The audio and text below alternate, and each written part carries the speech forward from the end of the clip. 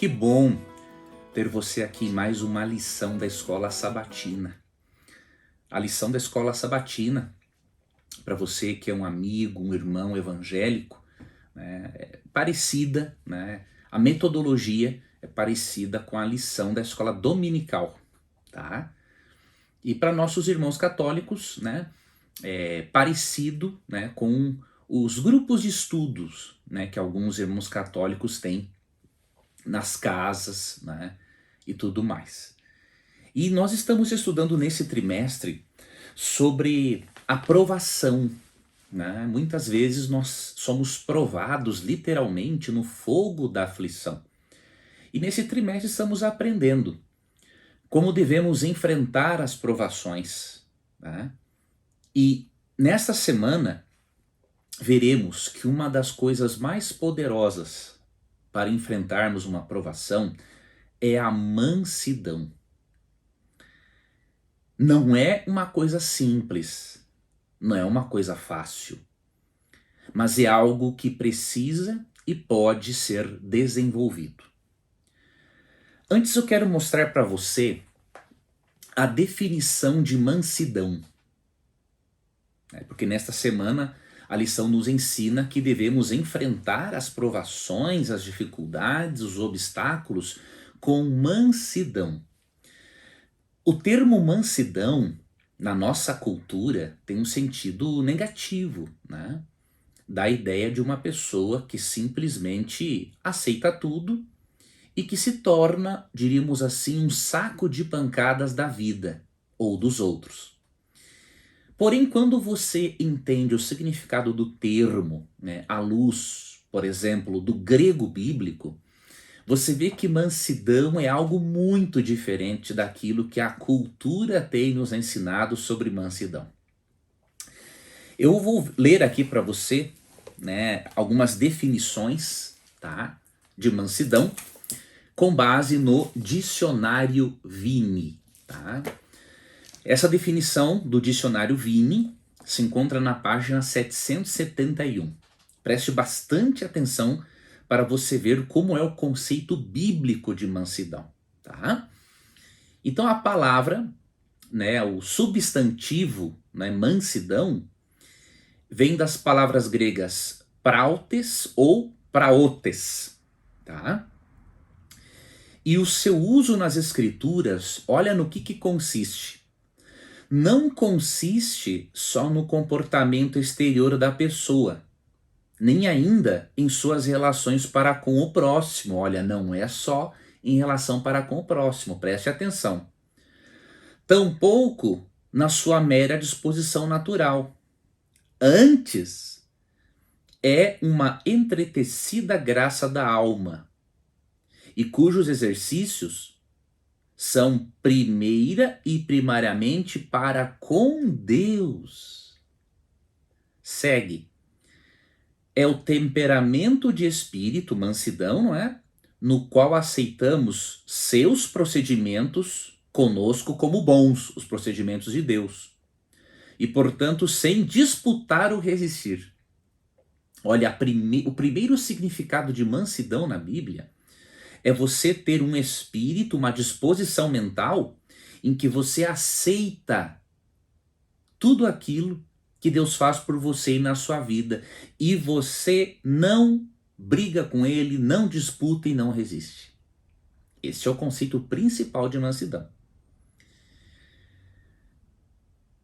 E aí, continua aqui, não é? Diz assim, ó, não luta contra Deus e mais ou menos se debate e combate com ele. Sendo, em primeiro lugar, uma mansidão perante Deus, também o é diante dos homens. Então veja, a mansidão bíblica é você ser manso ao ponto de aceitar a vontade de Deus para a sua vida e não disputar com ele. E, obviamente, esta mansidão também tem que existir diante dos homens, tá? E aqui, de acordo com o dicionário Vini, em Gálatas 5:22, o termo mansidão está associado com o termo grego enkrateia, que significa temperança, autocontrole e autodomínio. Então isso que é mansidão na Bíblia. É você ter um temperamento, é ter autodomínio e você aceitar a vontade de Deus para com a sua vida. Esse é o primeiro significado, o significado primário de mansidão. Depois, né, é você ter autocontrole diante das pessoas, diante dos problemas da vida. Então, mansidão é um conceito mais amplo do que este apresentado por nossa cultura. A mansidão bíblica, ela se demonstra numa disposição, portanto, de aceitar a vontade de Deus e numa disposição de ser manso para com as pessoas também, tá? Então esta é a definição. E por que a mansidão ela é importante? A mansidão, ela proporciona àqueles que a possuem mais forças para enfrentarem as provações. Tá? Então a pessoa que desenvolve a mansidão, ela vai desenvolver um poder maior, uma tranquilidade maior diante dos problemas, porque ela vai ser mais confiante em Deus, autoconfiante e vai se sair acima dos problemas. Outro detalhe, a mansidão é uma característica dos seguidores de Cristo. Não existiu, nós vamos ver aqui, um ser neste mundo mais humilde que Jesus, então ela acaba se tornando também uma característica daqueles que seguem a Cristo e estão sendo transformados à imagem dele. Como diz Romanos 8:29, que é o propósito de Deus. Outro detalhe, a mansidão é algo a ser desenvolvido. Né? Alguns têm mais, outros têm menos mansidão e outros não têm mansidão. Então é algo que todos precisamos desenvolver. Eu, por exemplo, eu não tenho ainda, né, o nível de mansidão que eu gostaria de ter. Né? Graças a Deus, né? Com o passar dos anos, o Evangelho, né, a Bíblia vai te tornando uma pessoa melhor. Os próprios problemas da vida vão amadurecendo você. Né? E também as situações boas da vida vão mostrando para você que tem coisas mais importantes do que ficar brigando consigo mesmo e com os outros. Mas, né, a mansidão é algo que temos que desenvolver, uns mais, outros menos. E isso deve ser respeitado. Né? Cada pessoa tem uma estrutura genética, uma estrutura mental, influências familiares diferentes. Cada pessoa foi criada num contexto cultural e social diferente. Então, alguns, por exemplo, com um lar mais bem estruturado, têm mais facilidade de serem mansos do que aqueles que não tiveram um lar estruturado. Essa é uma realidade, mas isso não significa que aquele que não teve um lar desestruturado, ou melhor, que teve um lar desestruturado, ele não significa que ele precisa ser vítima dessa situação e não desenvolver a mansidão. Né? Porque de acordo com Gálatas 5, 22 e 23, a mansidão é fruto do Espírito. Ou seja, é uma das qualidades de caráter que o Espírito Santo quer desenvolver em todos. Ok? Então isso é importante nós sabermos. Outro detalhe, queridos, mansidão não é passividade diante de abusos. Né? Nós vimos primeiramente que no conceito bíblico, né, de acordo com o grego bíblico, mansidão tem a ver com uma atitude de aceitar, sem questionar e sem debater, a vontade de Deus para com a nossa vida. E depois, mansidão significa, né, eu agir para com o próximo de uma forma diferente que, quem sabe, ele tenha agido para comigo. Ou seja, eu ter calma. Tá? Só que mansidão não é passividade diante de abusos. Não é esse o conceito bíblico. Tá? Alguns cristãos, por lerem a Bíblia de uma forma errada, ou por não ter esse conhecimento, né, do significado original do termo mansidão, acabam pensando que um cristão manso é aquele que abaixa a cabeça para tudo, né, apanha, não reage e tudo mais. Claro que o cristão ele não paga o mal com o mal, né? Isso é claro no capítulo 12 de Romanos, né? Só que o fato de você não pagar o mal com o mal não significa que você vai tolerar abusos. Jesus nos mostra isso, né? Então veja como que Jesus agiu diante de uma situação de extrema pressão psicológica. Vamos ler aqui João capítulo 18, dos versos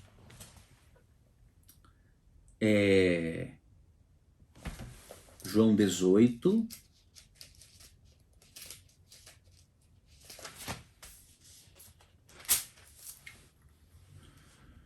versículo 19 ao 23. Olha como Jesus agiu. Você vai ver que ele foi manso, mas não foi um saco de pancadas. João 18, 19 a 23.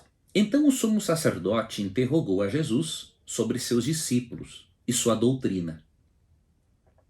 Declarou-lhe Jesus: eu tenho falado francamente ao mundo. Ensinei frequentemente nas sinagogas e no templo, onde todos os judeus se reúnem, e nada disse em segredo.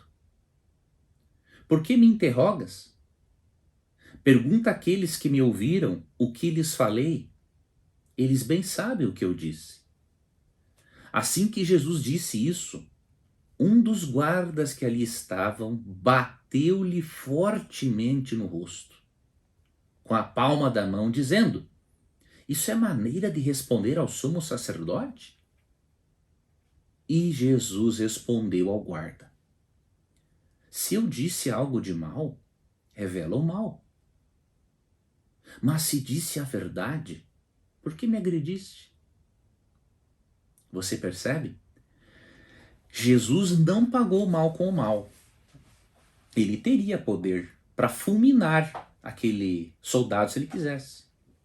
Ou poderia ter dado também uma bofetada nele. Só que ao mesmo tempo que Cristo não pagou o mal com o mal, ele não se permitiu, ou melhor, ele se posicionou diante de um abuso. Ele conversou com o soldado. Olha, se eu disse algo de mal, me diga o que eu fiz de mal. Mas se eu disse a verdade, por que você me bateu? Então, este é o alvo de Deus para todo cristão. Não pagar o mal com o mal e se posicionar diante de abusos. Não ser um saco de pancadas e não ser um depósito de lixo emocional das outras pessoas, pois do contrário isso vai estragar a sua saúde e até a sua comunhão com Deus. Isto aqui também é algo a ser desenvolvido. Por exemplo, eu gostaria de ser como Jesus, né? Se vier a tomar um tapa no rosto, não revidar, mas me posicionar a respeito daquilo. Mas eu sei que se eu tomar um tapa no rosto, eu vou dar um murro no indivíduo. É uma pena, mas essa é a minha limitação, né? E creio que é a limitação de muitos, né, que estão aqui me assistindo. Mas essa nossa limitação não significa que Deus não possa nos ajudar a nos tornarmos pessoas melhores. Ok? Nós podemos e devemos aprender com Jesus a não pagar o mal com o mal, mas também nos posicionarmos diante de abusos. E por que um outro motivo para você se posicionar diante de um abuso é que se você não o fizer, o abusador vai ficar pior. Isso é bíblico, tá? Eu vou ler aqui, eu estou estudando com você na King James atualizada, né? Agora eu vou ler aqui a Nova Almeida atualizada. Eu vou ler aqui para você Provérbios 19:19. O abusador, aquele que abusa de alguém fisicamente ou psicologicamente, não é? Nós até tivemos, neste último final de semana, em várias igrejas, né, adventistas, um programa, né, chamado Quebrando o Silêncio. É um incentivo que a igreja dá para as pessoas quebrarem o silêncio e não ficarem tolerando abusos, né? Sejam abusos físicos, verbais, psicológicos, né? E se a pessoa não se posicionar como fez Jesus, né? Esta pessoa abusadora, irritadiça, ela vai ficar pior. Então sabe o que é a recomendação bíblica? Denunciar. Sim, se você é uma mulher que sofre abusos físicos ou psicológicos de um marido, se você é um filho ou uma filha que sofre abusos psicológicos de uma mãe ou de um pai, se você é um pai que sofre abusos psicológicos do seu cônjuge, isso tem que ser informado ao pastor, à comissão da igreja, e se a igreja não fizer algo, Deus vai cobrar isso da igreja. E, obviamente, tem certos casos que também tem que denunciar para a justiça. Ok? Então nós não fazemos justiça com as próprias mãos. Mas Deus incumbiu o Estado de fazer justiça, de acordo com Romanos 13, 1 a 5. Tá? E em Provérbios 19, 19 lemos: aquele que se deixa levar pela ira terá de sofrer castigo, ou seja, o abusador, ele vai pagar pelo que ele fez, mais cedo ou mais tarde, tá? E por que ele tem que sofrer castigo? Olha o que diz o texto. Porque se você o livrar, terá de livrá-lo de novo. Porque ele vai fazer de novo. Então, se você, por exemplo, denunciou, fez uma queixa contra um marido abusador, você não pode tirar a queixa. Porque, mesmo sem querer, você está contribuindo para ele ficar pior, e mesmo sem querer, você está pedindo para continuar sendo abusada. Né? Então, prestou a queixa, deixa-la registrada. Leandro, mas e se ele ameaçar me matar? Não vai matar nada. A quantidade de pessoas, né, abusadoras que matam mesmo é muito pequena. Sabe por quê? Porque o abusador, ele não é bobo.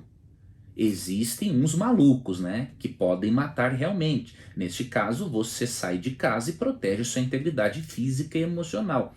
Mas aquele que não é louco e não é bobo, ele sabe. O que acontece? Quando ele tem a noção de que outras pessoas sabem o que ele faz, seja a liderança da igreja, seja a polícia, seja um amigo ou amiga de muita confiança de sua parte, ele vai pensar duas vezes antes de fazer de novo.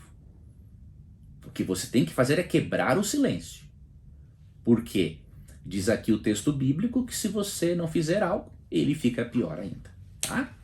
Então eu me estendi nisso, porque eu sei que o abuso, né, verbal, psicológico e físico é uma das coisas assim mais frequentes, né, pelas quais as pessoas passam.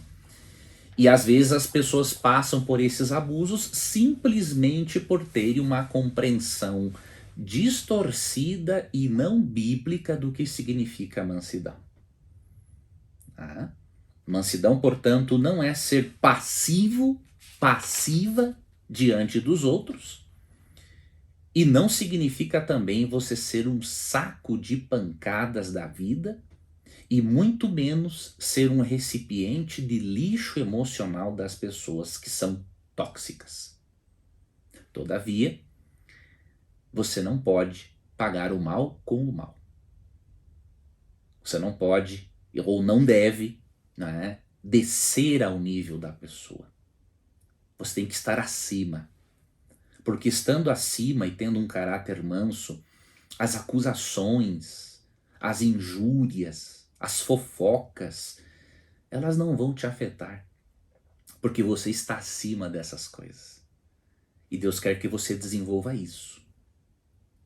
E Deus quer que você creia que Ele vai fazer justiça e que Ele também vai usar as autoridades constituídas para fazer justiça diante de um abusador, um caluniador, um fofoqueiro, seja o que for, para que você não precise fazer vingança com as próprias mãos, porque isso mancha a alma, diríamos assim, mancha o nosso ser. Tá? A lição, ela abordou, queridos aqui, sobre a provação do profeta Ezequiel, abordou também sobre a provação e a mansidão de Moisés, abordou sobre a provação e a mansidão diante de inimigos, né? E nos mostrou também, na parte de quarta, o maior exemplo de mansidão, Jesus Cristo. E óbvio, na parte de quinta, a lição nos ensina a melhor maneira de lidarmos com as injustiças que sofremos. Então esses são temas que a lição abordou. E eu, por ter me estendido muito no vídeo, eu não vou desta vez detalhar esses temas para você. Eu queria deixar, já que nós estamos aí perto daquele programa de Quebrando o Silêncio, eu queria mostrar para você o significado de mansidão à luz da Bíblia. E mostrar para você o que é e o que não é mansidão. Então eu preparei aqui, desta vez, um vídeo com um conteúdo, né, que somente uns 10% do que eu falei está na lição, 90% não está. Tá? Então eu fiz isso com um propósito de literalmente te ajudar a entender o que é mansidão, porque assim você vai conseguir, né, desenvolvê-la de acordo com o que Deus pede, e você vai conseguir enfrentar os problemas da vida se saindo por cima deles através da mansidão. Então os outros detalhes da lição eu peço que você estude, tá? Com base nesses pressupostos que eu te apresentei. Porque com esses pressupostos e com esta definição do dicionário Vini, né, de mansidão, agora você pode compreender perfeitamente o que o guia de estudos quer passar. Tá ok? Eu agradeço pela sua companhia e na próxima lição nós vamos estudar de forma mais detalhada, né, sobre a paciência, sobre a esperança, coisas que devemos desenvolver para suportarmos com mansidão e com inteligência emocional e com saúde os problemas, as provações e até mesmo as tragédias da vida. Então esta será a nossa próxima lição e eu espero ter a sua companhia mais uma vez. Tá? Que Deus guarde a você, um grande abraço e até o nosso próximo estudo. Não saia deste vídeo, não saia do meu canal sem se inscrever, se você não for inscrito, e sem ativar o sininho das notificações, se você ainda não ativou. É muito importante isso, porque quando você se inscreve e ativa o sininho das notificações, o YouTube entende que este conteúdo é relevante e ele vai espalhar para mais pessoas. Então, já que eu fiz esse estudo com muito carinho para ajudar você, faça algo por mim também, tá? Curta, se inscreva, compartilhe. Isso será muito, muito importante para o trabalho, né, que eu pretendo fazer, que é levar este conteúdo para o maior número possível de pessoas. Você estará sendo o meu parceiro, a minha parceira evangelística, ao você se inscrever, ativar o sininho das notificações, curtir o vídeo.